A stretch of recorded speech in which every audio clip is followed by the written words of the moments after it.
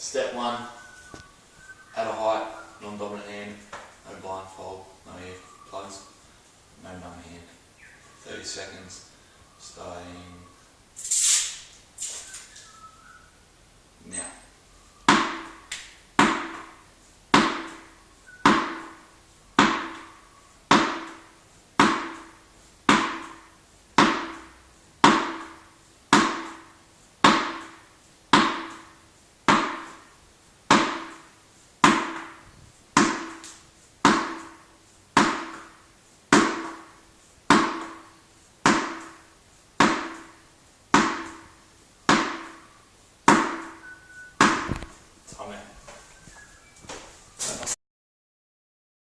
And step 2, non-dominant hand, blindfolded from a height.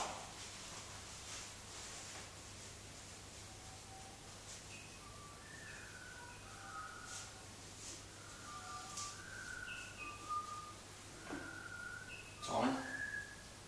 Starting now.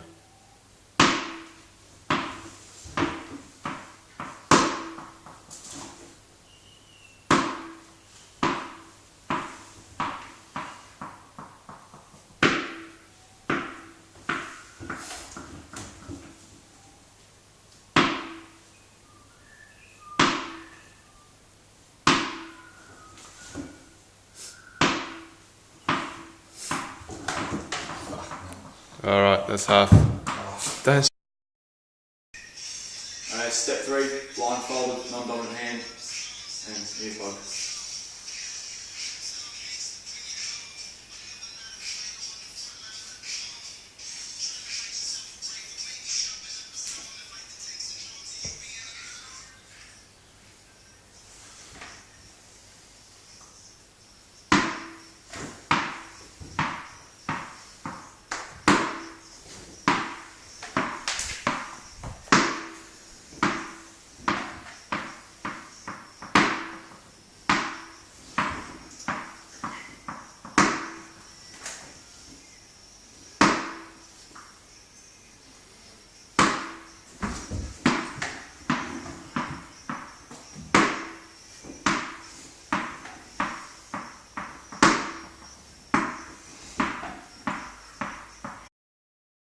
Stage 3, hand and ice, earplugs and blindfolded starting now.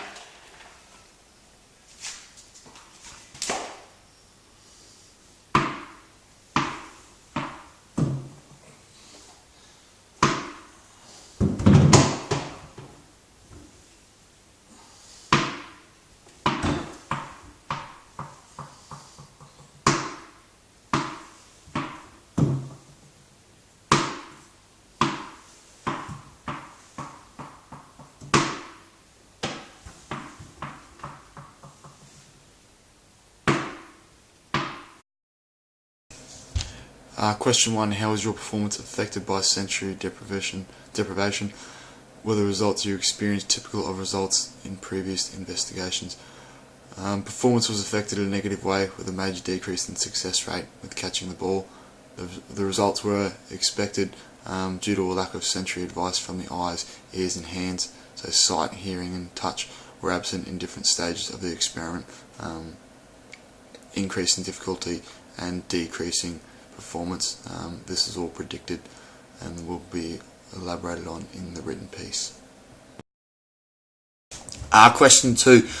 Which sense do you think aided your ability to perform the task the most? I believe sight was the biggest aid, both central and peripheral, with the ball travelling in and out of the central sight range and into the peripheral, so they were required to perform the task. This was a typical hand-eye coordination test. That's why I believe sight was the biggest player in the test. Other senses did play their part, but were not as influential in the outcome of the experiment. There was very little change in the result once earplugs and the ice came into it, compared to the difference that the blindfold made to the experiment and the ability to successfully perform the test or task. Once again, this will all be elaborated in the written part of the assignment. Question number 3. Do you suppose your performance on the task would have increased if you were able to use your dominant hand? I don't think so. I don't think the performance would have increased dramatically with the use of a dominant hand. There would still be the lack of sensory ability, and I believe this would outweigh the increased ability that comes with using a dominant hand. It wasn't the use of the non-dominant hand that made the task so difficult, but the lack of sensors available to perform the task at any successful level. Once again, this will all be elaborated on within the written part of the assignment. Question number 4. Given the experience in this experiment, do you think home field advantage could be advantageous in a sport like cricket, especially think about when batting and fielding? Yes, I do think home field advantage would be advantageous in a game such as cricket. With the increased crowd would increase arousal levels, although with these arousal levels comes over arousal, depending on whether the players can balance arousal with control would then depend on whether their performance is increased or decreased. As well as that, with the extra arousal, with the extra crowd comes extra distractions, and whether they can filter out those distractions and focus on the important information would same again depend on whether they're going to have an increased performance or decreased performance. This is all dependent on whether they're an experienced or novice player. Experienced players having that knowledge as to what to look for, what to cut out, what to focus on, and a novice being on the other end of the scale, not really knowing what to look for, not knowing what is important, and getting distracted easily by such things as the crowd, and that inability to balance arousal with control. Examples of this would be when batting. If it is a novice batting, that ball coming in, rather than focusing on that ball hitting the ground and hearing it and seeing it fly towards them, there might be something in the crowd that distracts them. Being at a home field, there is a lot of encouragement, a lot of things going on, and that might catch their eye, and rather than the ball catching their eye, equaling a poor performance. Whereas if it's an experienced player, they'd be able to block out that crowd, balance that arousal, and focus solely on the ball coming towards them.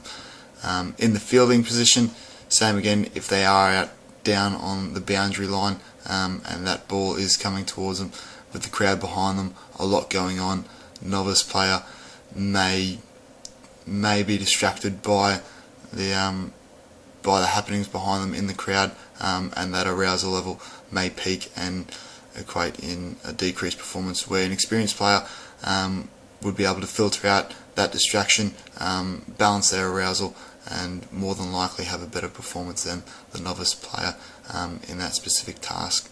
But this will all be elaborated on within the written part of the assignment.